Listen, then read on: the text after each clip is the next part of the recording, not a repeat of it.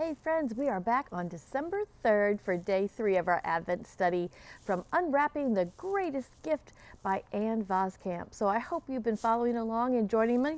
Let me start by opening up our Advent calendar and our tree, and we're on day number 3, and it is a tree. What will the story be? Haha. I'm going to hang it on our little tree.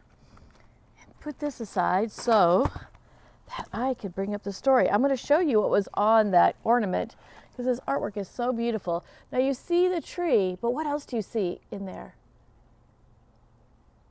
Do you see something else? Okay. Let's find out. Now, yesterday, remember we talked about creation. Oh, the beauty of the glory of creation. And let's see what happens next. Adam and Eve stood in awe of it. Of course they would. Creation is so beautiful, everything that God created. And so can we. Do you stand in awe of it? Do you go outside and look around and just see all the beauty? The whole world unfolds like an art gallery filled with the glory of God. But what Adam and Eve didn't know was there was a thief in the art gallery, an enemy of God, Satan. Is like a wily snake that slivers in at the corner of everything and entangles all around you. And if he could trip you with a lie so that you fall from the closeness of God, he could snatch your happiness and steal God's glory and swipe away your love for God and leave you robbed. Oh, we don't want Satan to do that. We don't want the enemy to steal our happiness, right? And steal our love for God. So that snake sneaked up to Eve, wrapped his own lie tight around her, and hissed his poison right into her heart.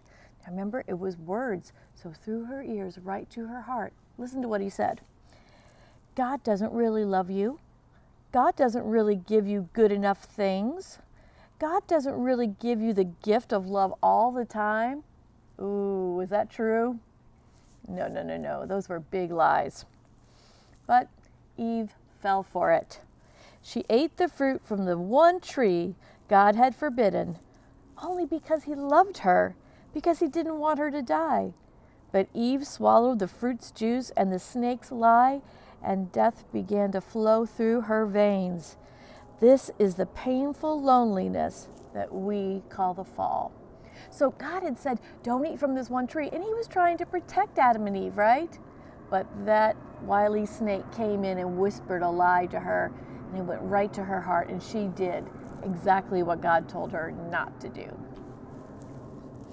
Adam and Eve ran and hid and fell away from this closeness with God. Do you know, we'll study this more in the winter after the first of the year. But do you know how God spent time with Adam and Eve? And now they were hiding from him.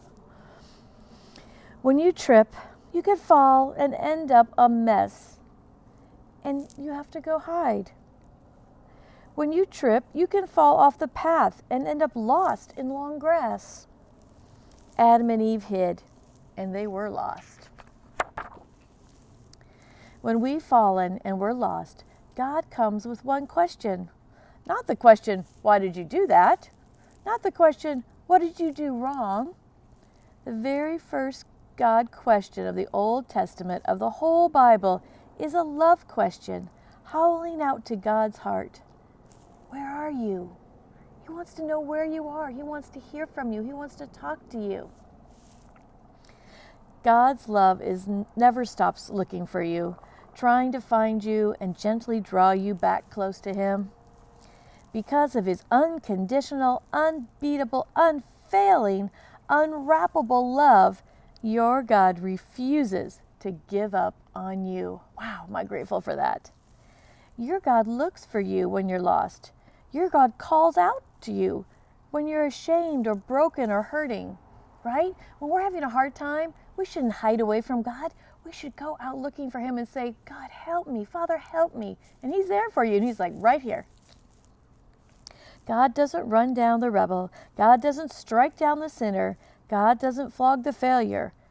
Whenever you fall short, whenever you sin, Your God whispers to you with a love that wraps around you like a gentle arm. Where are you? I will always come find you, is what he says. Whatever you've done, I will always keep looking for you until my eyes see you, till my hands of healing reach you, till I could hold you close again in my heart. No matter what the day holds, no matter how the season of your life unfolds, God holds you.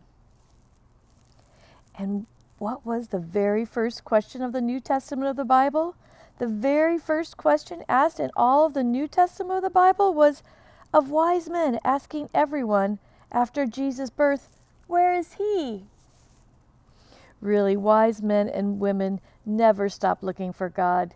And because you're really wise, God is love, he never stops looking for you. So wise people never stop looking for God, and he, because he's so wise, never stops looking for you. At one wooden tree in the Garden of Eden, we fell for a lie that God didn't love us, and we fell away from God and got lost. And at one wooden cross near the Garden of Gethsemane, God found us and stretched out his arms and proved forever and always and no matter what that he loves us with unconditional, unbeatable, unfailing, unwrappable love. Sometimes you could almost feel it when you fall. Do you feel God when you fall? He comes and unwraps that lying, stealing snake from your feet and wraps his arms around you, and you unwrap the very greatest gift, a love that never ever lets you go. Isn't that the greatest love? God's love that never ever ever lets us go. And when we have a problem, when we fall, he's there saying, come on, just ask for me. He's saying, where are you? And we should be saying, where are you, God? Come to us. And he's there that fast. So I hope you guys will spend some time thinking about how God has held you tight, right? From the beginning of time, he's held you tight. And I will see you tomorrow. I love you guys.